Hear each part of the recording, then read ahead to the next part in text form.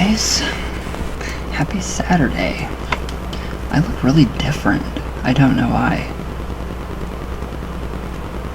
Maybe it's my hair. I don't know. Alright, so still with my obsession with the dolls. And I'm seriously obsessed with these dolls. All of these dolls that are haunted, possessed, I want them. I want an actual haunted, possessed doll, and I want it to do the stuff that Annabelle does. If that's even possible. Is it? I don't know. I found an Annabelle doll. Not the original Raggedy Ann. Well, I did, but you can't. You pay so much for a Raggedy Ann doll. It's ridiculous. So I was kind of thinking, well, maybe since there's such a energy, there's such a hype around Annabelle right now, is there a possibility that she could actually be transferred into different dolls, bits and pieces? Who knows? I don't. Do you? I love it. So, I just kind of been looking at the history of haunted dolls and how they kind of become possessed, or something attaches itself to it. So I'm not 100% sure why this has become an obsession, but I will find one. So if anybody has one out there, I want one. I really want one. I'll buy it. I'll buy it. I have the money. I'll pay for it. I'll buy it.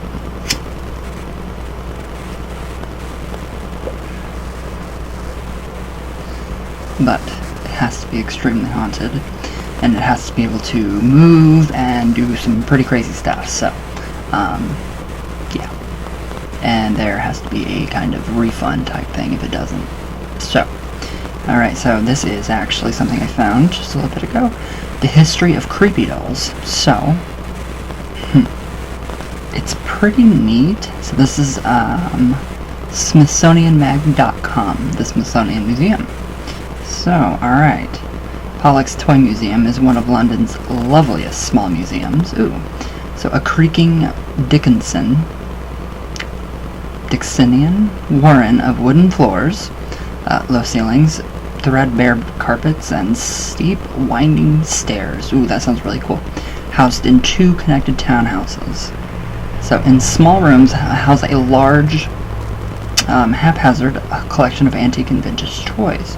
So tin cars and trains, board games, from the 1920s, figures of animals and people in wood, plastic lead, paint chipped, and faintly dangerous-looking rocking horses, stuffed teddy bears from the early 20th century, even purportedly a 4,000-year-old mouse fashioned from Nile clay.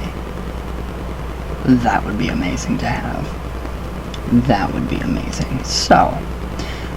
And dolls with sleepy eyes, with staring glass eyes, dolls with porcelain faces, with true-to-life painted ragdoll faces, with mops of real hair atop their heads, with no hair at all, 150-year-old Victorian dolls, rare dolls with wax faces, dolls with cheery countenances, dolls with stern expressions, sweet dolls, and vaguely sinister dolls. So, skinny Dutch wooden dolls from the end of the 19th century, dolls in traditional Japanese or Chinese dress.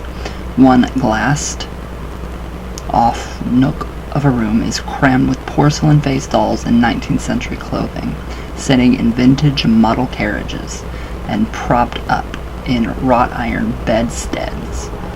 Ooh, that's interesting. As if miniaturized, overcrowded Victorian orphanage. Wow. So some visitors, it says, to the museum, however, can't manage the doll room, which is the latest room before the museum's exhibit instead. They trek all the way back to the museum's entrance rather than go through. It just freaks them out, says Ken Hoyt, who has worked at the museum for more than 7 years. He says it's usually adults, not children, who can't handle the dolls, and it happens more often during the winter, when the sun goes down early and the rooms are a bit darker. So it's like you'd think that they've gone through a haunted house. It's not a great way to end their visit to the Pollocks Toy Museum, he says, laughing, because anything else they would have seen that would have been charming and wonderful is totally gone now. So this is really cool. This goes, the fear of dolls. I don't have a fear of dolls. I used to. I used to, and they were just really creepy. Clowns. I don't fear clowns anymore. If you've ever been to a haunted house and you have to go through it and you get chased out in the end in a cornfield maze with a clown with a real chainsaw, then you get over that fear really quick.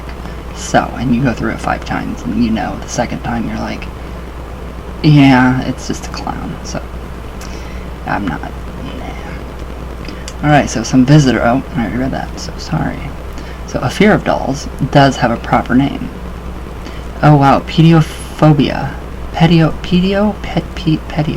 Pediophobia. Classified under the broader fear of humanoid figures. Automatonophobia, and related to pupophobia, a fear of puppets. But most of the people made uncomfortable by the doll room at Pollocks Toy Museum probably don't suffer from pediophobia so much as an easy to laugh off, often currently reinforced unease. So I think people just dismiss them. Oh, I'm scared of dolls, almost humorously. I can't look at those. I hate them, laughingly, jokingly. Most people come down laughing and saying, I hated the last room, that was terrible. Hoyt says, dolls, and it must be said not all dolls, don't really frighten people so much as they creep them out. And that is a different emotional state altogether. So it's really neat. There's just so much background information on the dolls. Just how could have Annabelle become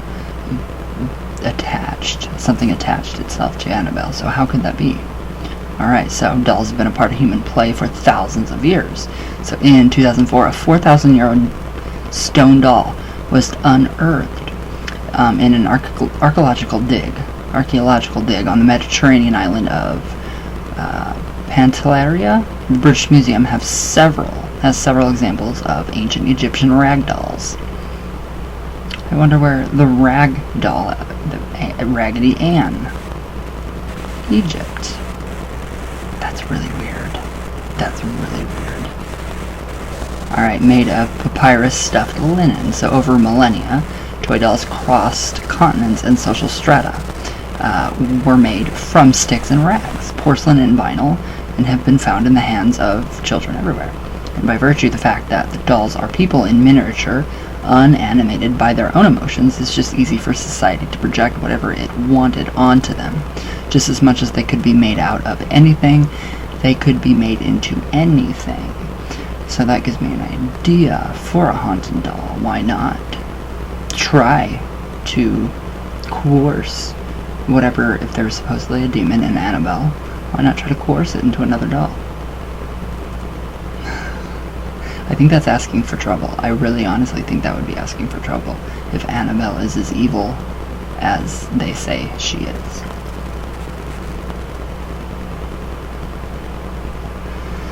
So,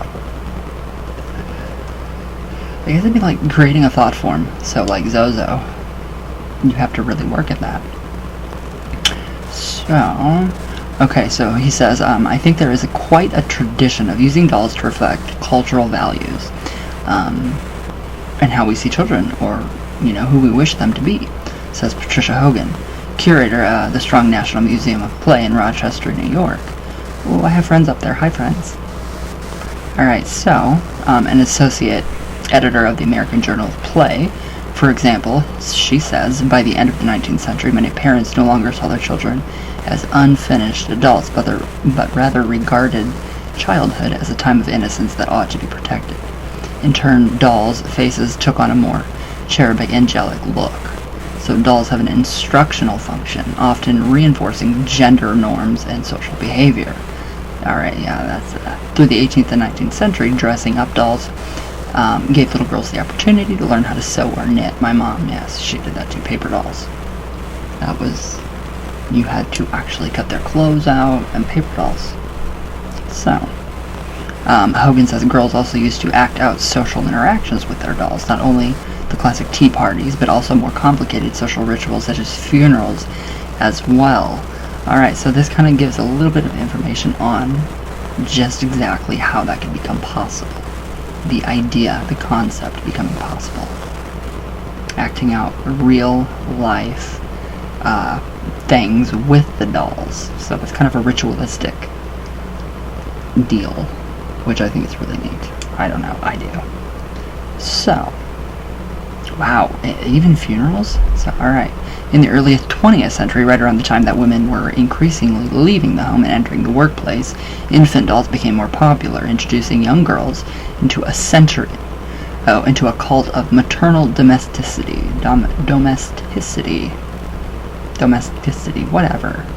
In the second half of the 20th century, Barbie and her myriad career and sartorial options proved girls with alternative aspirations, while action figures offered boys a social acceptable way to play with dolls.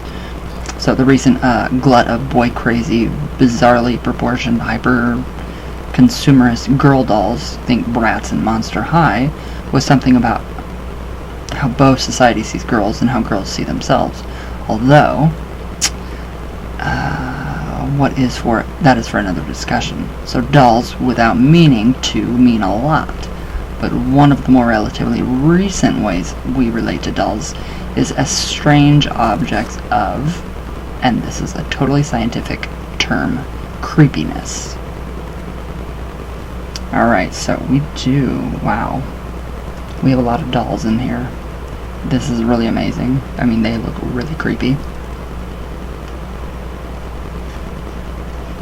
which I love.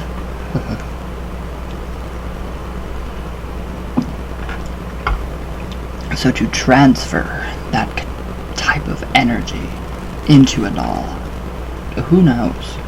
So research into why we think things are creepy and what potential use that might have is somewhat limited.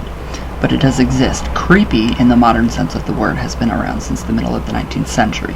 So its first appearance in the New York Times was in an 1877 reference to a story about a ghost. Alright, so in 2013, Frank McAndrew, a psychologist at Knox College in Illinois, and Sarah Kohenke, a graduate student, put out a small paper on their working hypothesis about what creepiness means. I like that. The paper was based on the results of a survey of more than 1,300 people investigating what creeped them out. Collecting dolls was named as one of the creepiest hobbies. I believe it. So, creepiness, McAndrew says, comes down to uncertainty. You're getting mixed messages. If something is clearly frightening, you scream, you run away. If something is disgusting, you know how to act, he explains. But if something is creepy, it might be dangerous, but you're not sure it is. So there's an ambivalence. So if something is acting outside of accepted social norms, standing too close or staring, say, we become suspicious of their intentions. But in the absence of real evidence of a threat, we wait and in the meantime call them creepy. The upshot. Wow, where'd it go? Why is this disappearing on me? The upshot, McAndrew says, is that being in a state of creeped out makes you hyper-vigilant. It really focuses your attention and helps you process any relevant information to help you decide whether there is something to be afraid of or not. So he says, I really think creepiness is where we respond in situations where we don't know. Have enough information to respond, but we have enough to put us on our guard. So human survival over countless generations depended on the avoidance of threats. So at the same time, humans thrived in groups. So the creeped out response, McAndrew theorized, is shaped by the twin forces of being attuned to potential threats, and therefore out of the ordinary behavior, and of being wary of a rocking the social boat. So from an evolutionary perspective, people who respond with this creeped out response did better in the long run. People who didn't might have ignored dangerous things, or they're more likely to jump to the wrong conclusion too quickly and be socially ostracized, he explains. So dolls inhabit this area of uncertainty largely because they look human, but we know they're not. Or are they?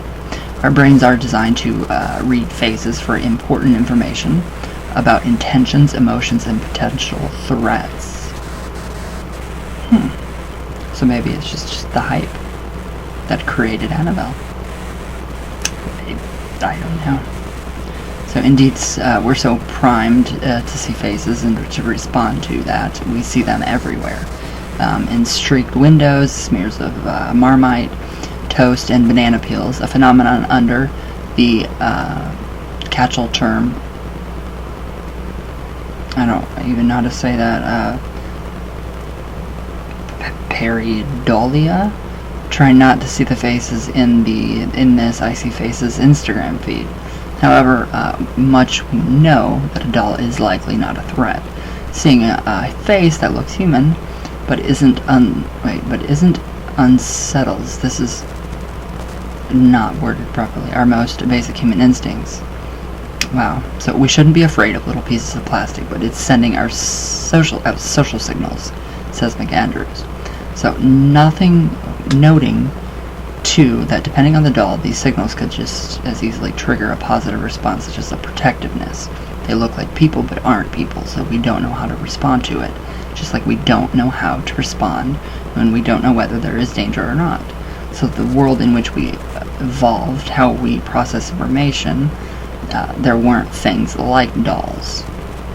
So some researchers also believe that a level of mimicry of nonverbal cues, such as hand movements or body language, is fundamental to smooth human interaction. So the key is that it has to be a right level of mimicry. Too much or too little and we get creeped out. In a study published in Psychological Science in 2012, researchers from the University of Groningen in the Netherlands found that inappropriate nonverbal mimicry produced a physical response in the creeped out subject. They felt chills. Dolls don't have the ability to mimic, although they do seem they have the ability to make eye contact. But at least some part of our brain is suspicious about whether this is a human or not. We may expect them to, further confusing things. That makes sense why people are scared of dolls. That does make sense. The psychology behind it. So that's pretty cool. It's really neat to see and hear this. So you can't talk about creepy dolls without invoking the uncanny valley, the unsettling place where creepy dolls like the robot cousins and before them the automatons reside. The uncanny valley refers to the idea that, wow, why do it keeps, yeah, whatever. The uncanny valley refers to the idea that humans react favorably to humanoid figures until a point at which these figures become too human. At that time, the small differences between the human and the inhuman, maybe an awkward gait, an inability to use appropriate eye contact or speech patterns, become amplified to the point of discomfort, unease, disgust, and terror. So the idea originated with Japanese roboticist Mashiro Mori's 1970 essay anticipating the challenges robot makers would face. Although the title of the paper, Bukumi no Tani, is actually more closely translated as Valley of Eeriness. So the word uncanny harkens back to the concept that psychiatrist Ernst Jens explored in 1906, and that Sigmund Freud described in a 1909 paper, The Uncanny. Though the two different in their interpretations, Freud's was unsurprisingly Freudian. The uncanny recalls our repressed fears and antisocial desires. The basic idea was that the familiar is somehow rendered strange, and that discomfort is rooted in uncertainty. So, that does make a lot of sense. But the uncanny valley, for scientists and psychologists alike, a woolly area, given the resources being poured into the robotics. There's been more research into whether or not the uncanny valley is real. So, if it's even a valley and not a cliff, and where exactly it resides, thus far, results aren't conclusive. Some studies suggest that the uncanny valley doesn't exist. Some reinforce the notion that people are unsettled by the inhuman objects that look and act too human. So these studies are likely complicated by the fact that the widespread exposure to more natural-looking humanoid figures is on the rise through animated films and video games. Maybe like the Supreme Court standard for obscenity. We know uncanny, creepy humanoids when we see them. So, I think it's pretty cool.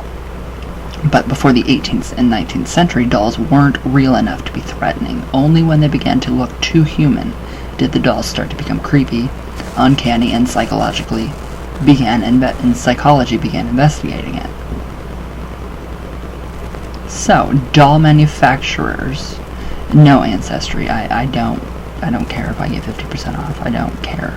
Doll manufacturers figured out how to better manipulate materials to make dolls look more lifelike, or to develop mechanisms that make them to appear to behave in ways that humans behave, says Hogan, pointing to the sleep eye innovation in the early 1900s, where the doll would close her eyes when laid horizontally in exactly the way real children don't.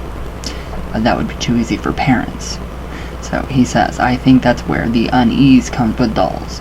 They look like humans, and in some ways move like humans, and are more convincingly they look or move or look like humans, the more uneasy we become. Well, that's interesting. That's a pretty interesting theory. I really like the psychology behind it. Let's see if I can refocus myself. There we go. I really like the psychology behind that.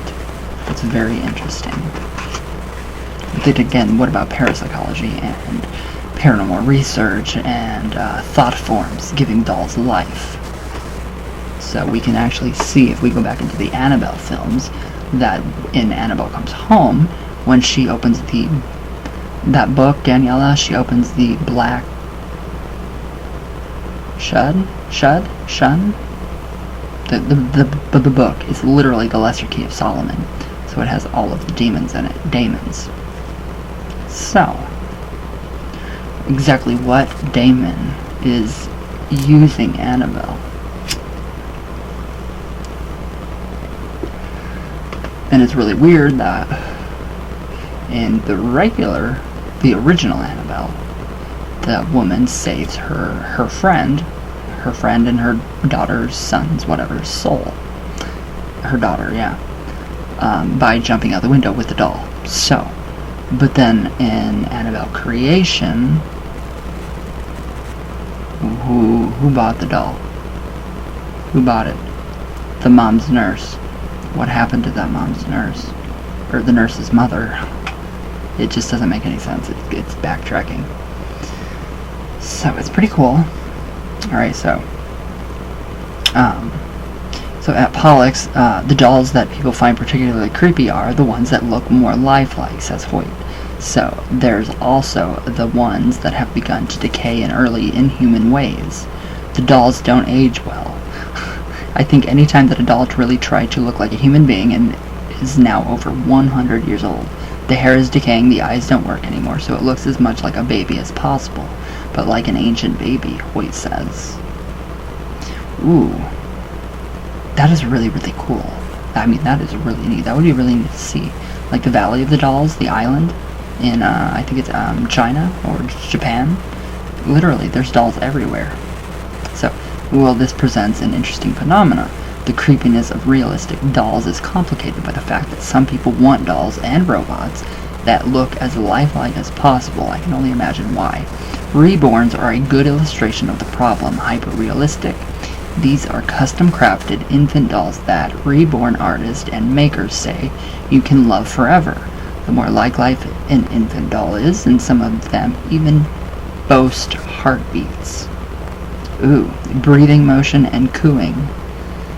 The more desirable it is among reborn devotees, but equally the more it seems to repulse the general public. I think that's great. I love that. Alright, so perhaps it comes down to what we can make dolls into. in A.F. Robertson's 2004 investigation into doll collecting, lifelike dolls, the collector doll phenomena in the lives of the women who love them. So, some of the women who collected porcelain dolls thought of their dolls as alive, as sentient beings with feelings and emotions. These women, who referred to their dolls collections as nurseries, were sometimes shunned by other antique doll collectors who did not have the relationship to their own dolls. That's just different. So women, and it is almost exclusively women who collect reborns, often treat them as they would be real babies. So some psychologists have talked about reborns as transition objects for people dealing with loss or anxiety. Okay, I completely understand why I want a haunted doll now. A real one. But what's a reborn? Something that is made to look like the image of someone that has passed? That'd be a little too much for me, personally. So for transition objects, I like that. So Freud may have argued that all children wish their dolls could come to life. But even so, it's not socially acceptable for adults to entertain the same idea. A lot of people do. A lot of people actually do. Alright, so, so if we are creeped out by inanimate things that aren't human-looking, too human, we may also be creeped out by adult humans pretending that these inanimate things are real. So we're creeped out by people who have these kinds of hobbies and occupations because right away we jump to the conclusion what kind of person would willingly surround themselves with human-like things that are not human, says McAndrew. Who also noted that he and Quanky's survey on creepiness found out that most people think that creepy people don't realize they're creepy. We're on our guard to those types of people because they're out of the ordinary. Alright, now we're going to get into the Hollywood, the films and all of that stuff. So, Chucky, Annabelle, Robert, what other dolls? I mean, it's everywhere. It's everywhere and it's amazing. I have got to get a real haunted doll. Now here we go with the Hollywood. So it's also exactly the kind of thing easy to exploit in media. Alright, so some doll makers blame Hollywood films for the creepy doll stigma. Alright, here we go. Annabelle has got to be in here. And there's no doubt that movie makers have used dolls to great effect, but the doll was creepy well before Hollywood came calling. In the 18th and 19th centuries, as dolls became more realistic as their brethren, the automata performed more dexterous feats. Artists and writers began exploring the horror of that almost immediately. So the tales of German writer E.T.A. Hoffmann are widely seen as the beginning of the creepy automaton doll genre. Jentz and Freud used Hoffmann's The Sandman as a case study in the uncanny. So the story, published in 1816, involved a traumatized young man who discovered that the object of his affection is in fact a clever wind-up doll, the work of a sinister alchemist who may or may not have murdered the young man's father. It drives him mad. The horror in this story turned on the deceptive attractiveness of the girl, rather than any innate murdererness in her. For the 19th century, creepy doll stories tended to be about the malevolence of the maker than the doll itself, so it's all in the maker of the doll.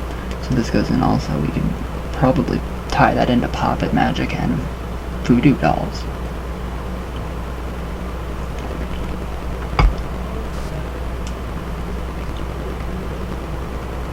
So in the 20th century, creepy dolls became more actively homicidal.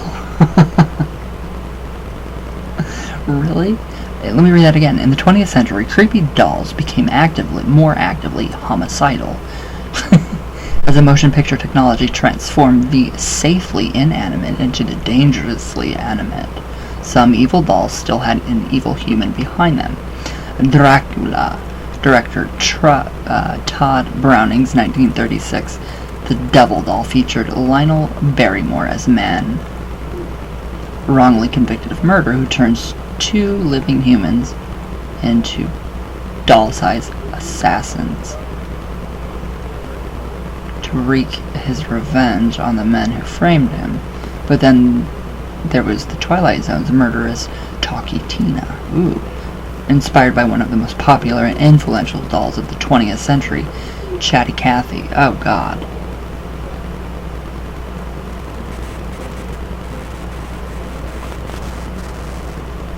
Chatty Cathy. Alright. Where did I go? Chatty Cathy. So my name is Talkie Tina, and you'd better be nice to me. The evil clown doll from Poltergeist,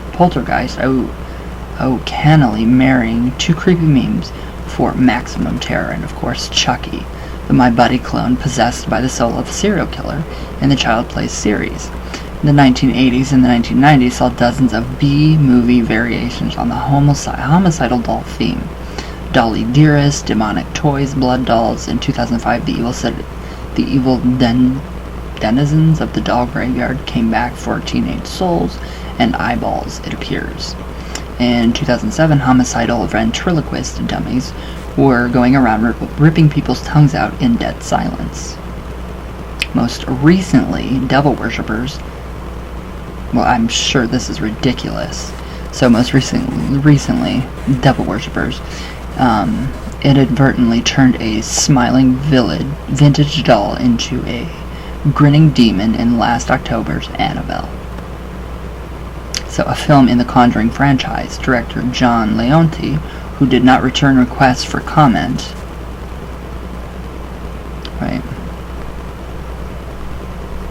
told the Huffington Post that the dolls made exceptional vehicles for horror films. If you think about them, most dolls are emulating a human figure, said Leonetti, but they're missing one big thing, which is emotion. So they're shells. It's a natural, psychological, and justifiable vehicle for demons to take it over. If you look at a doll in its eyes, it just stares. That's creepy. They're hollow inside. This space needs to be filled with evil. Oh wow, here's the original Chucky. I didn't know that was based on a true doll. So the soul of a serial killer possesses a My Buddy doll in the Child's Play horror film series. So there is an actual Chucky. But the story of Annabelle, the demonic doll, however, becomes far creepier and more titillating when it is accompanied by the claims that it is based on a true story. Paranormal investigators Ed and Lorraine Warren claim that the Annabelle, the Raggedy Ann doll, whose original owners frequently found her in places that they hadn't left her, was being used by a demonic spirit in its quest to possess a human soul. So she now lives in a specially made demon-proof case marked "Warning, positively do not open" at the Warren's Occult Museum in Connecticut. Annabelle is not the only evil doll the museum alleges it houses, and there are many more such purportedly real-life possessed dolls around the world. As NPR reported in March, haunted dolls are a thing. Robert the Doll, the lifelong companion of an eccentric Key West artist, glowers at people from the East Martello Museum, where he's become a tiny haunted cottage industry unto himself. You can even buy your own replica Robert doll to blame things on. Really? If you're unable to visit a haunted or possessed doll in the flesh or porcelain, at the case may be, then you can always watch a live feed of this rural Pennsylvania family's haunted doll collection. These stories, like the stories of real live clowns who murdered, feed into a narrative that makes dolls scary. So it doesn't appear that creepy stigma increasingly attached to dolls, nor the bevy of the scary doll films has done anything to harm sales of the dolls in the US. While sales of dolls in 2014 were lower than they had been 10 years earlier, the figures were still in the billions of dollars. $2.32 billion to be exact, outstripping sales of vehicular toys, action figures, arts and crafts, and plush toys, and second only to outdoor and sports toy sales. So a lot of people love haunted dolls and want haunted dolls. I would love it. So, wow, that's a lot of money. So it hasn't put a damper on the second-hand and collectible doll market, where handmade porcelain dolls regularly fetch in the thousands of dollars. Annabelle, she is all the way up to like $500, $600 for Raggedy Ann dolls. So, in September of 2014, a rare Kamar and Reinhardt doll from the early 1900s was auctioned off for an unbelievable $395,750. Wow. The report suggested the buyer not see Annabelle, which was due to be released soon after. So the creepiness of dolls sometimes adds to their appeal. Some doll makers are actively courting creepy, such as this Reborn artist who sells monster babies alongside regular babies, or the popular and scary Living Dead doll line. Alright, so Living Dead doll lines, that line has an Annabelle action figure that comes with a case, like The Conjuring, that she's in, but it's just little, and interchangeable heads. Ooh, I want the real thing. Alright, so, okay, because the fact is, most people like creepy. We do. People love it. The same mechanism that makes us hyper-vigilant also keeps us interested. We're fascinated and enthralled. A little on the edge because we don't know what comes next. We don't. But we're not in any way paralyzed by it. No, not at all. Muses, Hogan. We're more drawn into it, which I think is that drawing in, or almost being under the spell of wanting to find out what comes next, is what good storytellers exploit. And maybe good doll makers too. Wow. That is amazing. I mean, that is amazing. You guys can all SmithsonianMag.com. It gives you the actual Chucky doll. What it's based off of. That is so amazing. How? I want these. I want all of these. I want Annabelle. So I guess it goes into the whole entire, for me, thought forms would be my guess. So, like this one, she is an antique. She's porcelain. She has real hair. This is Lily. She doesn't move. But I'm sure, I am 100% sure, if I gave enough attention, posted her everywhere, people started to believe in Lily the doll, I'm pretty sure then the collective energy of all these people would actually be connected ethically to the doll, therefore giving it kind of lifelike features. But she does. Everywhere you turn, she's looking at you. So I understand that. The eye contact. Her hands don't move because they're porcelain and they're up. They're up in a kind of a ritualistic way, too. So I don't know. It's pretty weird. It's pretty weird. And it's pretty neat. So, yeah, I had to rewatch Annabelle Comes Home again. And, you know, they did a review. And whoever did that review on YouTube, you were amazing. That book that Daniela flips through, some book, I don't know what it is literally the Lesser Key of Solomon.